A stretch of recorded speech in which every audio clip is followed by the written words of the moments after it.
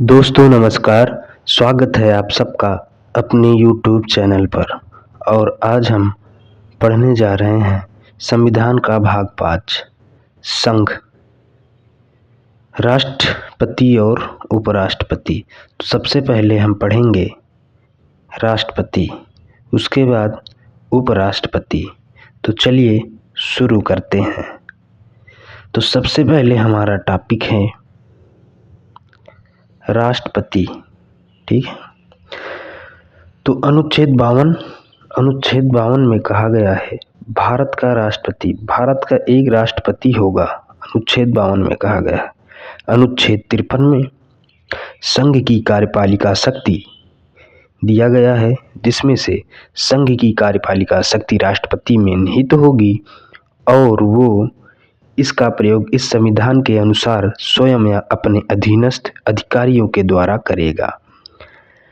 पूर्वगामी उपबंध की व्यापकता पर प्रतिकूल प्रभाव डाले बिना संघ के रक्षा बलों का सर्वोच्च समादेश राष्ट्रपति में निहित होगा और उसका प्रयोग विधि द्वारा विनियमित होगा। तीसरा है इस अनुच्छेद की कोई बात।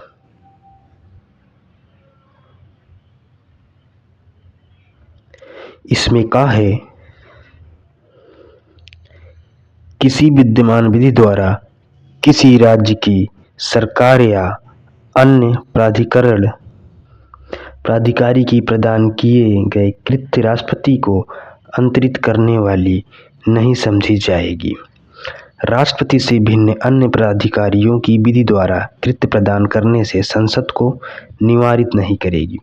अनुच्छेद 54 राष्ट्रपति का निर्वाचन है, जो कि मोस्ट इम्पॉर्टेंट है। राष्ट्रपति का निर्वाचन ऐसे निर्वाचक गण के सदस्य करेंगे जिसमें संसद के दोनों सदनों के निर्वाचित सदस्य और राज्यों की विधानसभाओं के निर्वाचित सदस्य होंगे। अब अनुच्छेद 55 राष्ट्रपति के निर्वाचन की नीति। अनुच्छेद 55 में राष्ट्रपति के निर्वाचन की रीति दी गई है। जहां तक साध्य हो राष्ट्रपति निर्वाचन में भिन्न भिन्न राज्यों के प्रतिनिधित्व के मापमान में एक रूपता होगी। राज्य में आपस में ऐसी एक रूपता तथा समस्त राज्यों और संघ में समतुल्यता प्राप्त कराने के लिए संसद और प्रत्येक राज्य के विधानसभा का प्रत्येक निर्वाचन सदस्य ऐसे निर्वाचन में जितने मत का हकदार है उनकी संख्या निम्नलिखित रीति से अवधारित की जाएगी।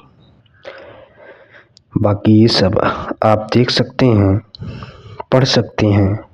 हम चलते हैं अगले अनुच्छेद में। अनुच्छेद जो है अनुच्छेद 56। अनुच्छेद 56 में राष्ट्रपति की पदावधि।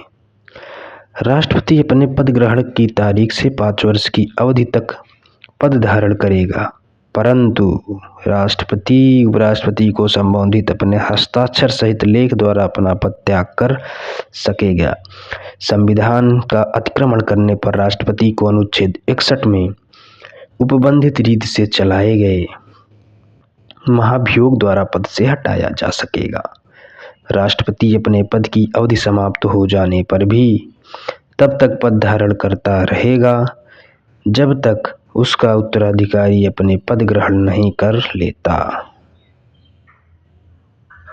अनुच्छेद 57 पुनर्विचार के लिए पात्रता। कोई व्यक्ति जो राष्ट्रपति के रूप में पद धारण करता है या कर चुका है, इस संविधान के अन्य उपबंधों के अधीन रहते हुए पद के लिए पुनर्निर्वाचित का पात्र होगा। यानी एक व्यक्ति कई बार राष्ट्रपति का चुनाव लड़ सकता है। अनुच्छेद 58 राष्ट्रपति निर्वाचित होने के लिए अर्हताएं। इम्पॉर्टेंट है, राष्ट्रपति के निर्वाचन योग्यताएं जो होती हैं उसके लिए कहा गया है। कोई व्यक्ति राष्ट्रपति निर्वाचित होने का पात्र तभी होगा, कुछ शर्तें नीचे हैं, उसे आइए देखते हैं। पहला, भारत का नागरिक हो, 35 वर्ष की आयु पूरी कर चुका हो और लोकसभा का सदस्य निर्वाचित होने के लिए योग्य हो। कोई व्यक्ति जो भारत सरकार के या किसी राज्य सरकार के अधीन अथवा उक्त सरकारों में से किसी के नियंत्रण में किसी स्थानीय या अन्य प्राधिकारी के अधीन कोई लाभ का पद धारण करता है, राष्ट्रपति निर्वाचित होने का पात्र नहीं होगा। समझ लीजिए इसे। अनुच्छेद 59 राष्ट्रपति के पद के लिए शर्तें। राष्ट्रपति संसद के किसी सदन का या किसी राज्य के विधानमंडल के किसी सदन का सदस्य नहीं होगा, और यदि संसद के किसी सदन का या किसी राज्य के विधानमंडल के किसी सदन का कोई सदस्य राष्ट्रपति निर्वाचित हो जाता है तो यह समझा जाएगा कि उसने उस सदन में अपना स्थान राष्ट्रपति के रूप में अपने पद ग्रहण की तारीख से रिक्त कर दिया है। दूसरा है, राष्ट्रपति अन्य किसी लाभ का पद धारण नहीं करेगा। राष्ट्रपति बिना किराया दिए अपने शासकीय निवासों के उपयोग का हकदार होगा और ऐसी उपलब्धियों में भत्तों और विशेष अधिकारों का भी जो संसद विधि द्वारा अवधारित करे, और जब तक इससे निमित्त इस प्रकार उपबंध नहीं किया जाता है तब तक ऐसी उपलब्धियों, भत्तों और विशेष अधिकारों का जो दूसरी अनुसूची में विनिर्दिष्ट है हकदार होगा। चौथी शर्त है, राष्ट्रपति की उपलब्धियां और भत्ते उसकी पदावधि के दौरान कम नहीं किए जाएंगे। अनुच्छेद 60 राष्ट्रपति द्वारा शपथ या प्रतिज्ञान। प्रत्येक राष्ट्रपति और प्रत्येक व्यक्ति जो राष्ट्रपति के रूप में कार्य कर रहा है या उसके कृत्यों का निर्वहन कर रहा है, अपना पद ग्रहण करने से पहले भारत के मुख्य न्यायमूर्ति या उसकी अनुपस्थित में उच्चतम न्यायालय के उपलब्ध ज्येष्ठतम न्यायाधीश के समक्ष निम्नलिखित प्रारूप में शपथ लेगा या प्रतिज्ञान करेगा और उस पर अपने हस्ताक्षर करेगा, अर्थात ईश्वर की शपथ लेगा। यानी कि राष्ट्रपति की शपथ जो है वो अनुच्छेद 60 में उच्चतम न्यायालय के मुख्य न्यायाधीश यदि उनकी अनुपस्थित में तो वरिष्ठ न्यायाधीश जो हैं उनके समक्ष राष्ट्रपति अपनी शपथ लेता है। राष्ट्रपति शपथ कैसे लेता है चलिए देखते हैं। देखो, राष्ट्रपति शपथ लेते समय क्या पढ़ते हैं।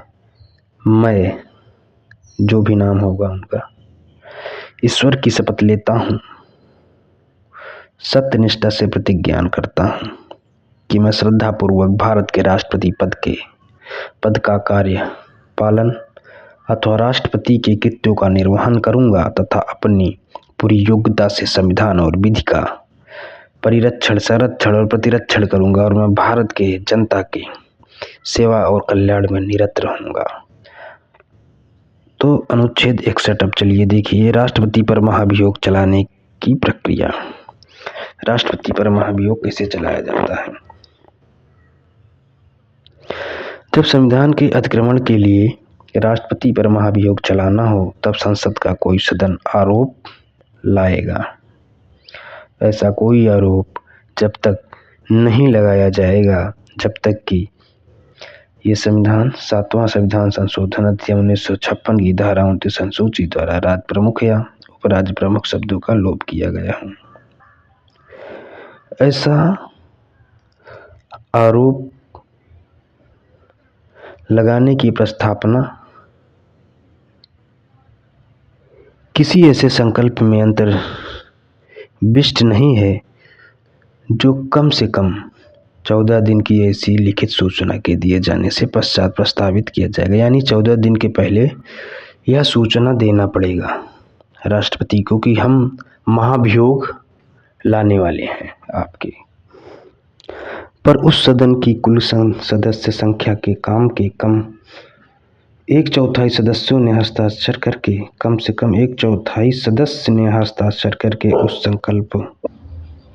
संकल्प को प्रस्तावित करने का अपना आशय प्रकट किया है और उस सदन की कुल सदस्य संख्या के कम से कम 2/3 बहुमत द्वारा ऐसा संकल्प पारित नहीं किया गया है। जब आरोप संसद के किसी सदन द्वारा इस प्रकार लगाया गया है तब दूसरा सदन उस आरोप का अन्वेषण करेगा या कराएगा और उस अन्वेषण में उपस्थित होने का तथा अपना प्रतिनिधित्व कराने का राष्ट्रपति को अधिकार होगा। यानी कोई भी सदन या राज्यसभा हो या लोकसभा हो अगर राष्ट्रपति के खिलाफ महाभियोग लाता है